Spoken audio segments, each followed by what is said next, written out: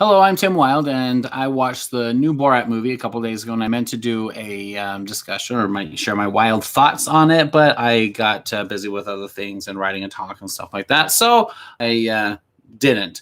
And now it's kind of become a big deal, and so, well, I don't know, it's a topic at least, and so I thought I would share my thoughts, because why not? It's what I do right here in 3-ish minutes. Let's see what we can get done.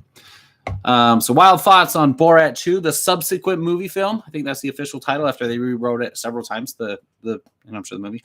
I actually enjoyed this movie. It's not as funny as the first one. They had some really good scenes, but you have a lot less of Borat and his innocence and ignorance, running around America and trying to figure things out and kind of messing and razzling people as he does, at least razzling them emotionally.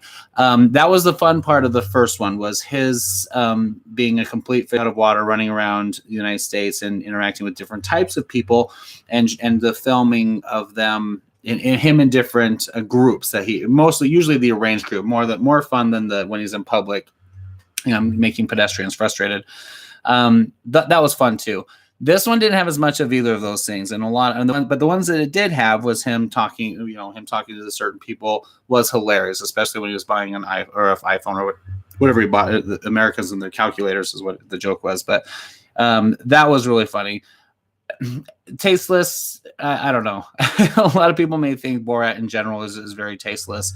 I think Sacha Baron Cohen is a genius for what he does. I think this one is even a new layer of genius, where he's playing a character who's playing other characters, and he does it very flawlessly because he's in disguise, because everyone knows who Borat is now, so it doesn't work the same as it did in the first movie where no one knew who he was, so they thought it was a real foreign journalist.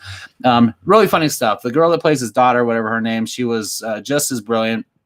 I thought it was hard for her to keep a straight face in a lot of it, and she seemed like she was kind of smiling all the time, like, because that was hilarious what she was doing when she was messing with people. But that didn't distract me, because it was part of the character, I think, too.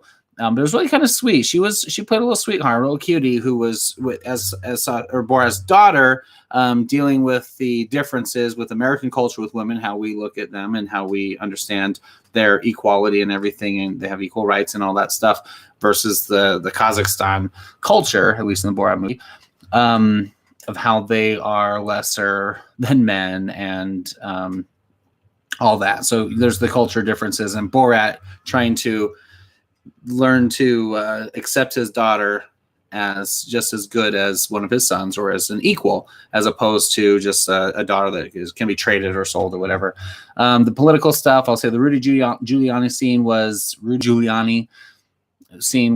a little overhyped. It was bad. He was incredibly cringy and creepy, and it was disgusting.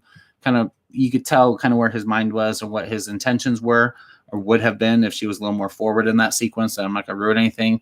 But it was a little overblown. It got interrupted a little too quickly for it to get really bad, thank goodness, because I don't think there was any question what was going to happen next.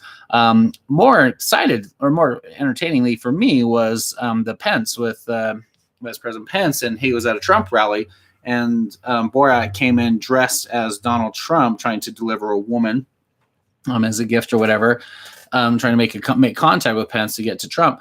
And that was really funny. It was really well done. And I was actually really impressed with Pence and how he kept his composure. He kept his cool up on the stage while this incident happened with the people at the rally, where they had to escort, Borat off the premises with the police and Secret Service or whoever was there. But he was just looking just distastefully, just annoyed, and just like, it's just so sad what people are doing and how people behave.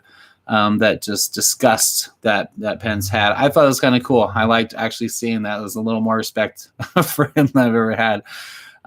But it was funny. My time's up. It was a good movie. If you liked the first one, watch this one. The first movie, I'm done with it, 2/3 in. I can't until the Pamela Anderson scene, but I'm done with that movie pretty, a little more than halfway. This one, after the first half, that's about when I start getting into it. I like a little more the second half.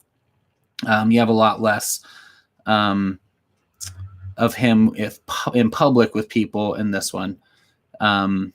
So that's the only drawback. It's fun though, but it's a short hour and a half. You're in, you're out. I feel like the first one goes a lot longer. It feels a lot longer. But anyway, if you like Borat, go watch it. It's not like a review. It's just my thoughts about it. I think it was a fun movie. I think it's a relevant movie, and I think it's that relevance is going to burn out rather quickly. I don't think in 10 years, if people discover Borat, they're going to really care about this sequel or think it's very fun, because it wouldn't be during the election year. But here we are, and it is relevant, and it's interesting, and it's funny, really funny. Go watch it. Enjoy it.